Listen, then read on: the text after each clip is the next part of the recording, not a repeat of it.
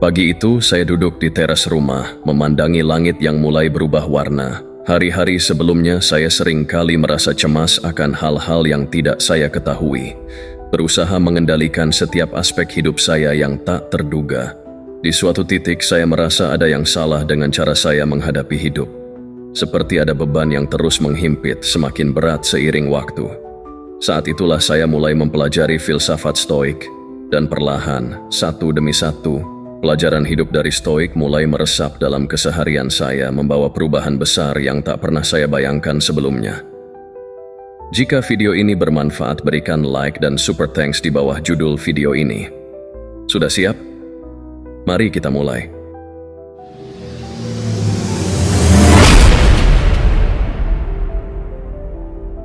Pertama, kendalikan apa yang bisa dikendalikan, lepaskan yang tidak bisa. Saya ingat betul, selama bertahun-tahun saya sering merasa frustrasi karena hal-hal yang di luar kendali saya.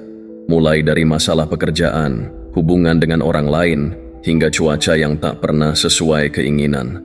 Hari itu saya sedang bergegas ke kantor untuk rapat penting ketika hujan deras tiba-tiba turun. Otomatis saya merasa marah dan cemas, berpikir bagaimana saya bisa sampai tepat waktu. Bagaimana jika atasan saya marah? Pikiran-pikiran ini memicu stres yang membuat saya merasa tak berdaya. Namun, setelah mengenal Stoik, saya menyadari satu hal penting. Saya tidak bisa mengendalikan hujan, saya hanya bisa mengendalikan diri saya sendiri. Saat itu, saya berhenti sejenak, menarik napas dalam-dalam, dan menerima kenyataan bahwa saya akan terlambat. Alih-alih panik, saya mulai memikirkan hal-hal yang bisa saya lakukan. Saya mengirim pesan kepada rekan saya, memberitahu bahwa saya akan terlambat. Kemudian, saya menunggu hujan mereda dan tiba di kantor dalam kondisi lebih tenang. Ternyata, rapat pun berjalan lancar, bahkan tidak ada yang mempermasalahkan keterlambatan saya. Inilah salah satu momen pertama di mana saya benar-benar merasakan kekuatan filsafat Stoik. Mengendalikan apa yang bisa saya kendalikan, pikiran dan tindakan saya sendiri, adalah kunci penting dalam mengurangi stres dan kecemasan dalam hidup. Begitu saya bisa melepaskan hal-hal di luar kendali saya, hidup terasa lebih ringan. Pelajaran ini telah memberi saya ketenangan dalam menghadapi situasi yang penuh ketidakpastian, dan itu membuat saya merasa lebih bebas. Dari situlah saya mulai menyadari bahwa upaya mengendalikan hal-hal di luar kemampuan kita hanya akan membawa penderitaan, sementara menerima apa adanya membawa kedamaian. Kedua, latih diri dalam kesadaran. Seiring saya belajar tentang Stoikisme, saya mulai menyadari pentingnya menjadi sadar sepenuhnya akan pikiran, emosi, dan reaksi saya terhadap berbagai situasi. Ada satu pengalaman yang begitu membekas dalam diri saya, yang benar-benar menggambarkan manfaat dari melatih kesadaran. Suatu sore, saya sedang berada di jalan yang ramai dengan kendaraan. Saya harus pulang setelah hari yang panjang di kantor, dan saya mulai merasa frustrasi dengan kemacetan yang seolah tidak ada habisnya. Biasanya, di situasi seperti itu pikiran saya akan langsung dipenuhi keluhan. Mengapa jalan selalu macet saat saya buru-buru? Mengapa orang lain tidak bisa lebih sabar? Semuanya serba salah. Saya tahu ini hanya membuat hati saya semakin gelisah. Namun, kali itu berbeda. Saya mengingat pelajaran dari Stoik. Kita tidak boleh bereaksi secara otomatis terhadap situasi, melainkan harus menyadari apa yang kita rasakan dan menghadapinya dengan bijaksana. Saya berhenti sejenak, menarik napas dalam-dalam, dan mencoba untuk memahami sumber frustrasi saya. Saya mulai menyadari bahwa kemacetan bukanlah masalah yang sebenarnya. Yang menjadi masalah adalah reaksi saya terhadap kemacetan tersebut. Dengan perlahan saya belajar untuk melepaskan emosi negatif dan berfokus pada apa yang bisa saya lakukan saat itu. Saya memasang musik yang menenangkan, melonggarkan bahu yang tegang, dan hanya menikmati momen itu. Ya, di tengah kemacetan, saya berusaha untuk sepenuhnya hadir, memperhatikan bagaimana perasaan tubuh saya, bagaimana saya bisa memilih untuk tidak membiarkan kemacetan menguasai mood saya. Di saat itu saya merasa sesuatu yang luar biasa. Saya punya kendali atas bagaimana saya merespons. Saya tidak perlu terus-menerus terganggu oleh hal-hal eksternal, karena yang benar-benar penting adalah bagaimana saya menghadapi situasi tersebut. Semakin sering saya melatih kesadaran ini, semakin saya dapat menjaga diri tetap tenang dan terpusat, meskipun dunia di sekitar saya berantakan. Dari sana, saya belajar bahwa dengan melatih kesadaran diri, kita bisa mengurangi stres dan kecemasan yang seringkali berasal dari reaksi otomatis yang tidak disadari. Seperti yang diajarkan Stoik, kita punya kuasa penuh atas pikiran kita. Kita tidak harus menjadi budak dari perasaan negatif yang datang tanpa diundang. Kesadaran ini menjadi kunci yang membuka pintu bagi ketenangan batin dan kebahagiaan yang lebih konsisten dalam hidup saya. Ketiga, jangan biarkan pendapat orang lain mengendalikan Anda. Di masa lalu, saya adalah orang yang seringkali terpengaruh oleh apa yang dipikirkan atau dikatakan orang lain tentang saya.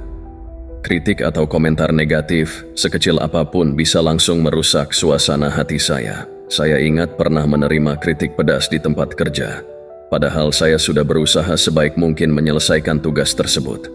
Kritik itu membuat saya merasa buruk tentang diri sendiri selama berhari-hari. Saya meragukan kemampuan saya dan perasaan kecewa terus membayangi pikiran saya. Namun saat saya mendalami filsafat Stoik, saya mulai menyadari bahwa pendapat orang lain bukanlah cermin dari nilai diri saya yang sebenarnya. Stoik menekankan bahwa kita tidak dapat mengendalikan apa yang orang lain pikirkan, katakan, atau lakukan. Hal ini sepenuhnya berada di luar kendali kita. Yang bisa kita kendalikan adalah bagaimana kita bereaksi terhadap pendapat mereka. Seiring berjalannya waktu, saya belajar untuk menerima kritik dengan lebih bijak. Alih-alih merasa diserang atau meremehkan diri sendiri, saya mulai melihat kritik sebagai kesempatan untuk tumbuh dan belajar. Saya belajar memilah antara kritik yang membangun dan komentar yang hanya dilandasi oleh emosi atau ketidaktahuan orang lain. Jika memang ada hal yang bisa saya perbaiki, saya akan berusaha memperbaikinya. Namun, jika kritik itu tidak relevan atau terlalu personal, saya belajar untuk tidak membiarkan hal tersebut menguasai perasaan saya. Pengalaman ini membuat saya lebih tangguh dan mandiri secara emosional. Saya tidak lagi terlalu bergantung pada validasi dari orang lain untuk merasa baik tentang diri saya sendiri. Dengan tidak membiarkan pendapat orang lain mengendalikan saya merasa lebih bebas dan percaya diri. Stoik mengajarkan bahwa nilai diri kita tidak ditentukan oleh orang lain, melainkan oleh tindakan dan prinsip-prinsip kita sendiri. Keempat, memento mori, ingatlah bahwa kita akan mati. Satu konsep dalam filsafat Stoik yang pada awalnya terasa sangat menakutkan bagi saya adalah memento mori, yang berarti, ingatlah bahwa kamu akan mati. Pada awalnya saya merasa gagasan ini terlalu suram dan tidak nyaman. Namun, seiring waktu saya mulai memahami makna yang lebih dalam di baliknya dan bagaimana hal ini dapat memberi dampak positif dalam hidup saya. Suatu ketika, saya kehilangan seorang teman dekat secara tiba-tiba karena kecelakaan. Saat itu saya benar-benar terguncang. Kehilangan itu membuat saya merenungkan betapa rapuhnya hidup dan bagaimana kita seringkali hidup seolah-olah kita punya waktu yang tidak terbatas. Saya menyadari bahwa saya telah menunda banyak hal penting dalam hidup saya. Perasaan, impian, bahkan sekadar meluangkan waktu dengan orang yang saya cintai. Saya selalu berpikir bahwa nanti masih ada waktu. Tapi kehilangan tersebut membuat saya sadar bahwa nanti tidak selalu datang. Setelah mempelajari lebih lanjut tentang memento mori, saya mulai menyadari bahwa gagasan tentang kematian sebenarnya bukan untuk ditakuti, melainkan untuk mengingatkan kita tentang urgensi dalam menjalani hidup dengan baik. Stoik mengajarkan bahwa mengingat kematian seharusnya membuat kita lebih menghargai kehidupan saat ini. Setiap hari adalah kesempatan yang berharga. Kelima, amor fati. Cintai takdir Anda. Ada satu kalimat dari Stoik yang benar-benar mengubah cara saya melihat hidup. Amor fati, yang berarti mencintai takdir. Gagasan ini mengajarkan kita untuk menerima apapun yang terjadi dalam hidup dengan penuh keikhlasan, bahkan mencintai segala hal yang terjadi, baik atau buruk, karena semuanya merupakan bagian dari takdir kita. Saya pernah mengalami momen yang sangat sulit ketika rencana besar dalam hidup saya gagal total. Saat itu, saya merasa putus asa dan marah pada dunia. Semua upaya yang saya lakukan selama bertahun-tahun tampaknya sia-sia. Saya terus-menerus bertanya pada diri sendiri, mengapa ini terjadi pada saya? Rasa frustrasi dan kekecewaan menguasai pikiran saya. Namun setelah mempelajari Amor Fati, saya mulai memahami bahwa ada cara lain untuk melihat kegagalan dan kesulitan.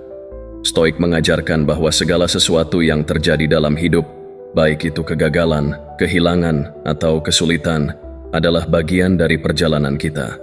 Kita tidak hanya harus menerima kenyataan tersebut, tetapi juga mencintainya, karena semua pengalaman, termasuk yang buruk, membantu membentuk diri kita yang lebih kuat dan bijaksana. Dengan mempraktikkan Amor Fati, saya belajar untuk melihat kegagalan sebagai pelajaran, bukan sebagai akhir dari segalanya.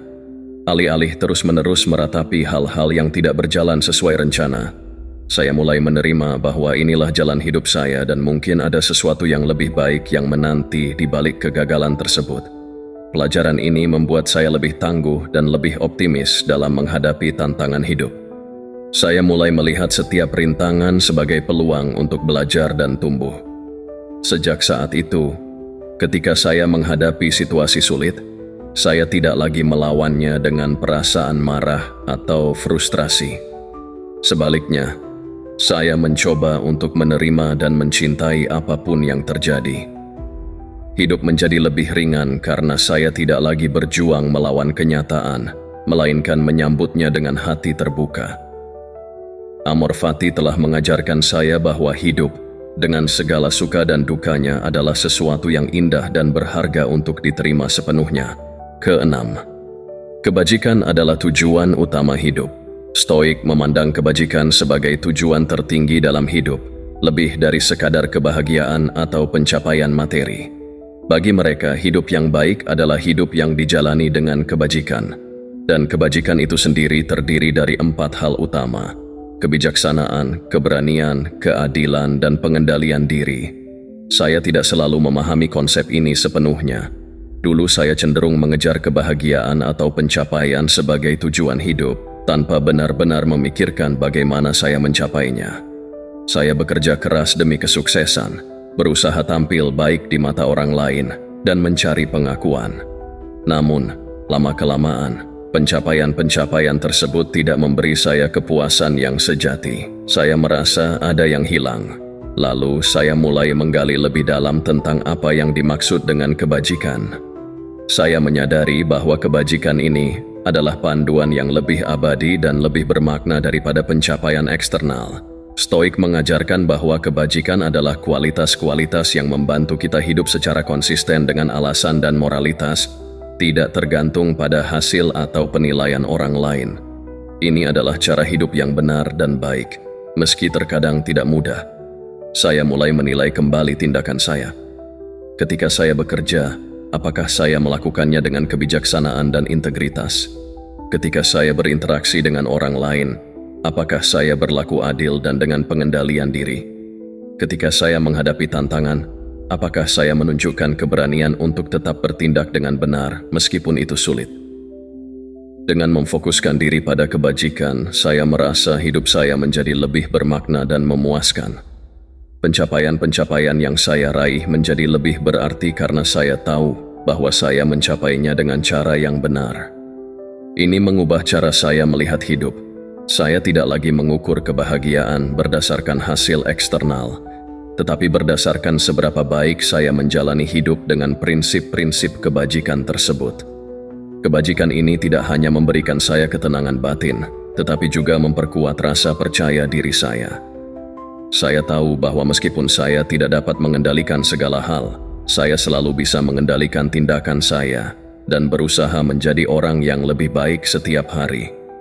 Dengan menjalani hidup berdasarkan kebajikan, saya merasa lebih damai, lebih fokus, dan lebih terarah. Kebajikan telah menjadi tujuan saya, dan dengan itu, kebahagiaan yang sejati datang dengan sendirinya. Terakhir, hidup sederhana dan berfokus pada hal yang penting. Di tengah kehidupan yang penuh dengan godaan dan distraksi, saya mulai menemukan kembali kekuatan dalam kesederhanaan. Stoik mengajarkan bahwa kebahagiaan sejati datang dari hidup yang sederhana dan bebas dari keinginan yang berlebihan terhadap materi dan kenikmatan duniawi. Saya belajar bahwa kita seringkali mencari kebahagiaan di luar diri kita, dalam pencapaian eksternal, status sosial, atau kepemilikan barang-barang. Namun, kebahagiaan sejati sebenarnya berasal dari dalam diri. Dulu, saya hidup dengan tujuan mengumpulkan barang dan mengejar status sosial. Saya berpikir bahwa semakin banyak yang saya miliki, semakin bahagia saya.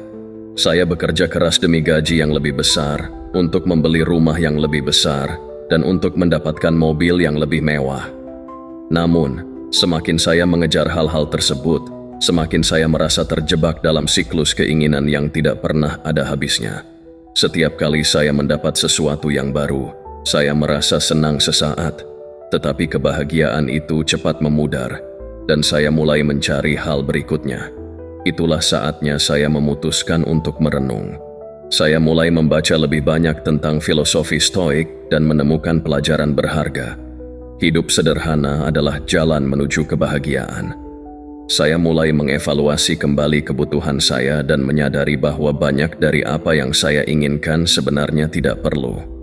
Saya mulai menghargai hal-hal kecil dalam hidup, menikmati waktu bersama keluarga, bersyukur atas kesehatan, dan merasakan kepuasan dalam melakukan pekerjaan dengan sepenuh hati.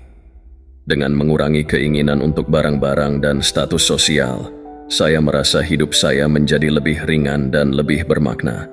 Saya tidak lagi terjebak dalam permainan konsumsi dan pencapaian yang tidak pernah berakhir.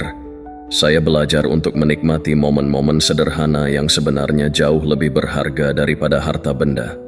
Saya merasa lebih bebas dan lebih damai, karena saya tidak lagi terikat pada keinginan yang tidak ada habisnya. Dalam banyak hal, saya menemukan bahwa kebahagiaan yang sejati tidak terletak pada pencapaian luar, tetapi pada kemampuan untuk hidup dengan cara yang sederhana dan berfokus pada hal-hal yang benar-benar penting.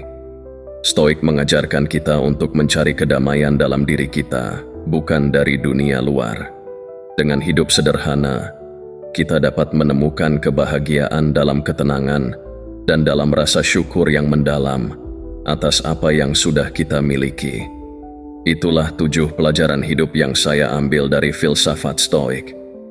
Setiap pelajaran ini, meskipun sederhana, membawa perubahan besar dalam cara saya menjalani hidup. Dengan memahami dan menerapkan prinsip-prinsip Stoik ini, saya merasa lebih tenang, lebih bijaksana, dan lebih damai dalam menghadapi segala tantangan yang datang. Filosofi ini telah membantu saya menjalani hidup yang lebih bermakna dan lebih penuh dengan kebahagiaan sejati.